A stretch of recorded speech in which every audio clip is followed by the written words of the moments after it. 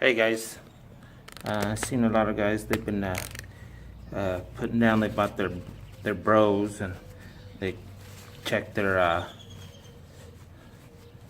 valves, and they were no play in their valves. So basically, I made a video. I thought I'd check mine. Made a video of what I did. This is basically the way I do it, or the way the book says. I'm not a mechanic, so if you mess something up. Basically what I did is I took off this one. I don't know if you can see in there. Supposed to put it, I don't know if you can see anything right there.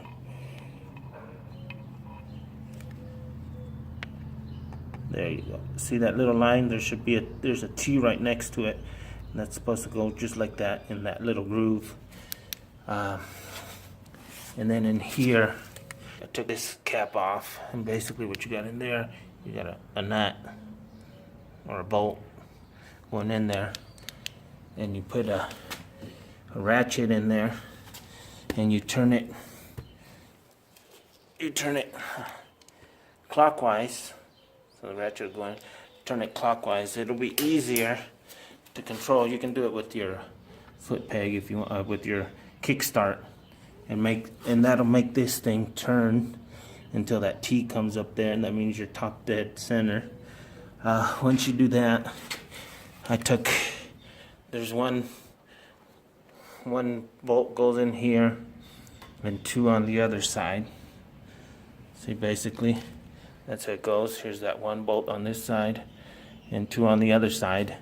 You lift it and turn it, and it goes out the other side. And I also took off right here. I took off this plastic so you can see in the middle there's a brace going across that you can remove. And basically, see, now I got movement here. Basically what I did is I loosened this nut, and then you loosen this middle one, and the book says it should be a clearance of 0.05 millimeters in the front and 0.05 millimeters in the back. That's your clearance. So I got me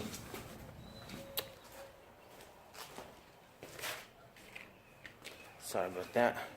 I got me a feeler gauge from O'Reilly's. And like I said, I loosened the bottom one, and then I loosened this top one. I put my feeler gauge in there to check it on both sides. Once I did that, I tightened them here and made sure I had that feeler gauge in there, so they don't tighten, because when you turn this one, you can tighten that top one. It's that middle one. So I tightened it. And now they're good. Now I'm going to put it back together and see how she runs. She was doing good without it, but there was no play in them. I mean, nothing.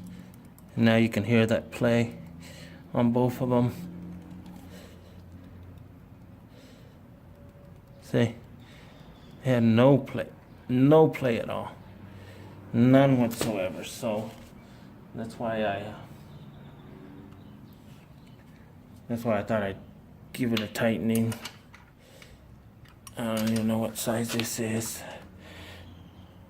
Yeah, they're tight. Should tight. Okay. So basically, let's put her together. Guess I'll walk you through it.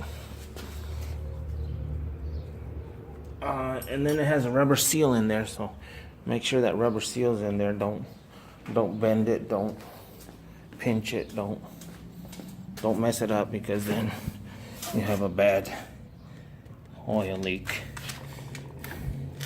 I left this cover on. I don't want to take a lot off. So basically, the way it goes in like this, just like that.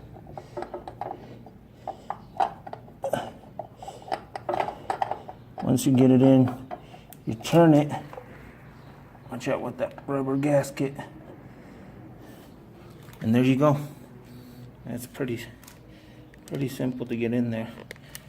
I know there's a guy, he did a Bashan Storm 250, and it's the same thing.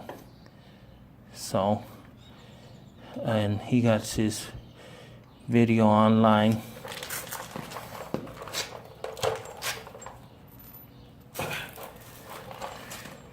And that's, put your screws and your bolts in, make sure they're aligned, start them all up, and put this one in there. And I got the other side.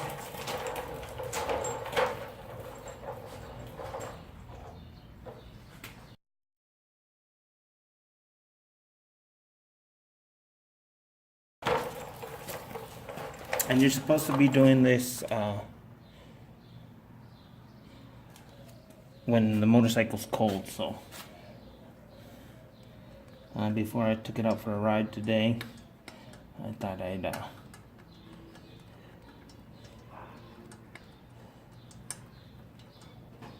check that first and adjusted them. So now all I need to do is put them back in. This one doesn't want to do it that good, so this one will go in real good.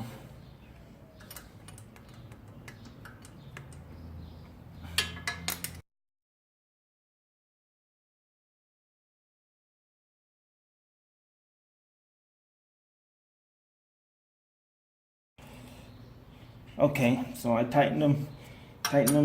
I don't know the torque specs on this, but you also have to be careful you don't strip anything.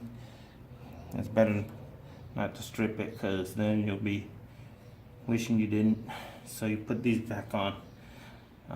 Like I said, I don't know the torque specs on this motorcycle, so I just tighten them to where I think they need to go.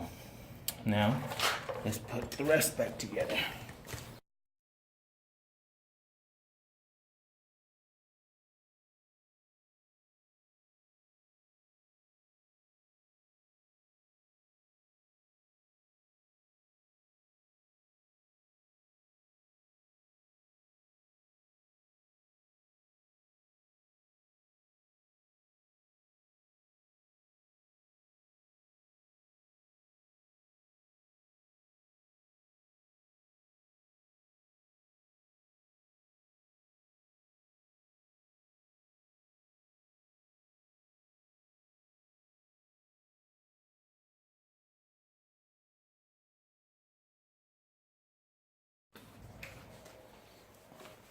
Okay, she's all put together. Let's start her up.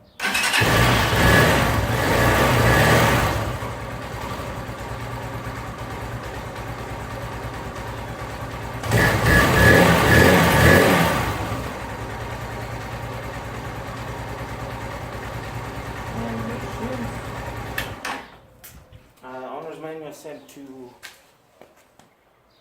adjust them to 0.005 millimeters. So that's my video. Thanks for watching.